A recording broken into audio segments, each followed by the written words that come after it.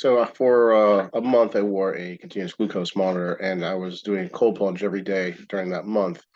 And every time I would do it, I would notice the same pattern as when I exercised.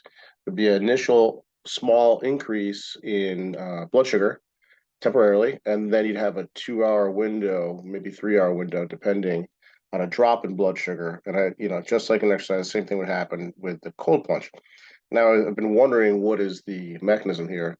So I found this study here: energy balance and diabetes, the effects of cold exposure, exercise training, diet composition on glucose tolerance and glucose metabolism in rats in the peripheral tissues. So they exposed them to 4 degrees Celsius exposure training, which is about 40 degrees Fahrenheit roughly.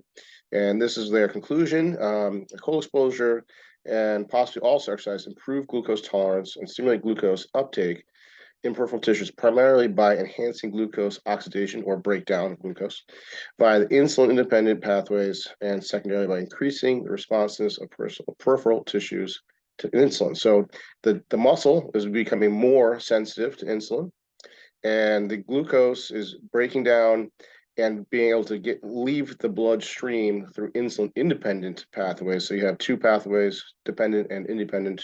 So here they're talking about glucose moving into cells without the use of insulin.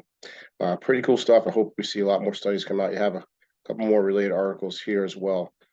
So this, I definitely think is going to be an area of further research.